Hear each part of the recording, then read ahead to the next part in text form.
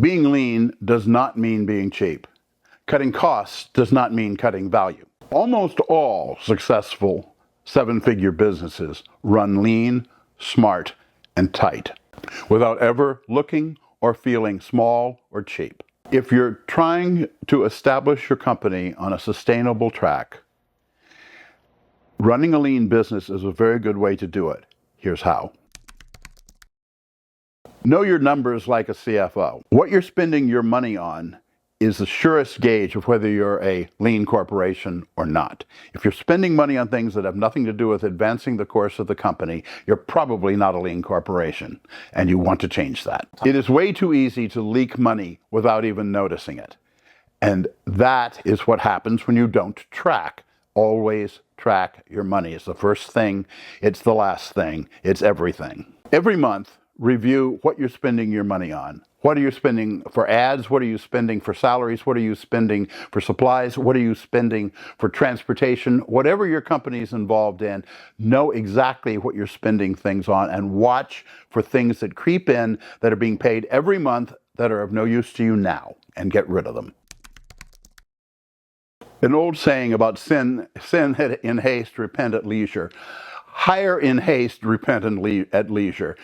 If you hire the wrong person, you will not only lose the work that they were supposed to be doing, but you will lose your work in having to deal with them, and everybody else that has to deal with them's work too. I want to share with you something that I've been working on for a long time that is very important to me, and that is a Discord channel for business. On it, there will be a lot of free information, but also access to me. So you can have the ability to ask me questions, and I can respond to your particular problems and difficulties, and also help you get started. I'm really looking forward to being able to interact with you individually on there. I look forward to seeing everybody on there, and I will be waiting for you. Now, let's get back to our video. Hire carefully, slowly, and make sure that the person that you hire is appropriate.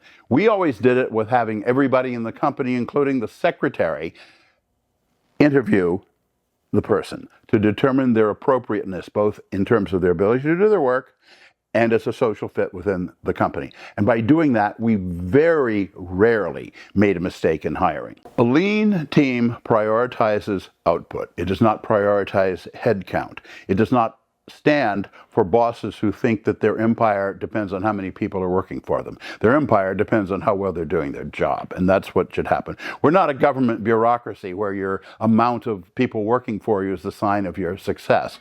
We're for-profit companies, and those for-profit companies are making profit, and expenses cut down on the profit.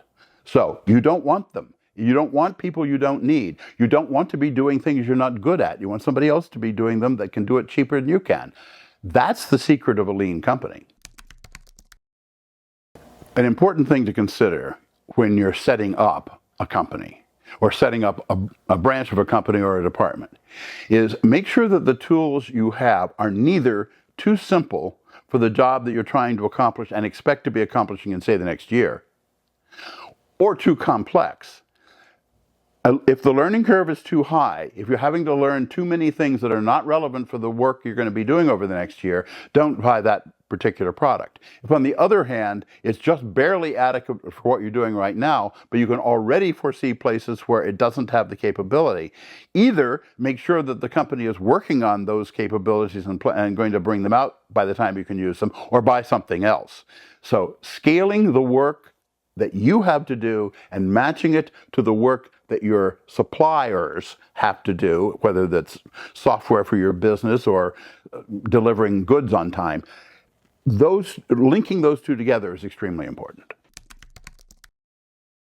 There's a temptation in people to think that if you cut your prices, people are going to go for you more, because we all know about the supply and demand sort of thing.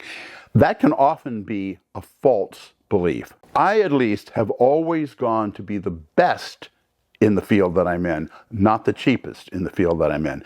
Because, as in buying product, so in selling product, the best saves time, money, and effort.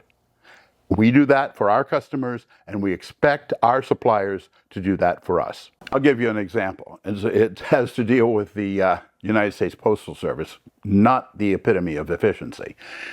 As I have mentioned, one of my companies did and still does scan the mail for the United States and for 25 other countries around the world. We won that position against giant companies like Lockheed and IBM and Siemens not because we were cheaper, but because we were better.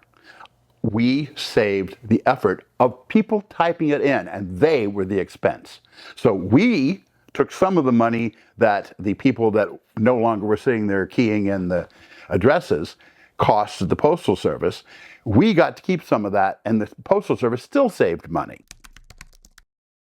You need to be as efficient as possible. Remember I said earlier that the number of layers of hierarchies, you can only, manage 8 or 10 people efficiently, and then you have to have another layer of hierarchy. But if you've outsourced a lot of that work, you don't have those people working for you. So you don't have to put the hierarchy levels that are in there. Thinking this through, thinking where you can outsource things so that you don't have to have extra layers of hierarchy, hence extra employees, extra managers, hence extra people between you and the people who are actually doing the work. In order to avoid that, look very closely at what you're going to have your suppliers doing proactively.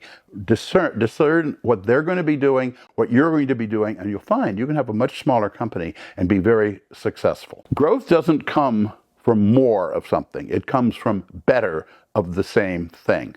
I have run companies in which the core technology that, for example, scanned the United States Postal Service's mail, 1,000 mail pieces forever, day and night, with 6 people. Why? Because that's all they did. Now, of course, there was a company wrapped around that did various and sundry things, but that was very lean. Even the entire company was no more than 30. And we were sorting half the world's mail. We are sorting half the world's mail. So lean, I know about. The most important thing that a lean business has, heck, the most important thing any business has, is the money that's in the bank. And the money that is flowing out of the company is the thing you should track the most. It is like an employee. In fact, it's an extremely valuable employee. In building a lean company, make sure that you squeeze every dollar for everything it can possibly do. This means don't get tasks on the job that you're not tracking because you keep spending money on something you don't need. That's the first thing. Don't spend money you don't need. Second, make sure that when you're paying somebody for a task, they're doing that task. They're improving their product to help you improve yours. And stay on top of it, because you'll find that people get lazy and think of other customers that are making more noise than you are. Be the one making the most noise, and you'll be the most successful. The most important thing is to spend your money on things that accelerate the company, that make the company more effective in its use of money, and therefore making more money as time goes on. I'll give you an example of how not to do it. One of the companies that we had to deal with, the first time they had money coming in, they bought Escalades for all of the founders. The reason we know about this is because the company promptly went bankrupt, and we wound up owning it and having to sell it. Don't do that. That expenditure killed the company. Why were they doing it? It was foolish. It was stupid. Don't make those kind of mistakes. Make every dollar count. Running a lean company helps you expand. It helps you concentrate. It helps you work the most efficiently. The fewer things you have to manage, the more efficient you are in managing them. Pay attention to keeping your company as small as it is possible to do while still getting all the work done. You do this by not only tracking how you're spending money, but tracking how your customers are expending money and how they are serving you, and whether they are serving you, and whether there's a better way to do that. Make sure you have the best equipment that you can afford at this particular time in the company. All of those things will make you more efficient, but the most important is pay attention to what makes you the most efficient. A small company that has a few people that know each other very well, and all of whom are doing their job, can accomplish vastly more than a larger company that is unfocused and bureaucratic.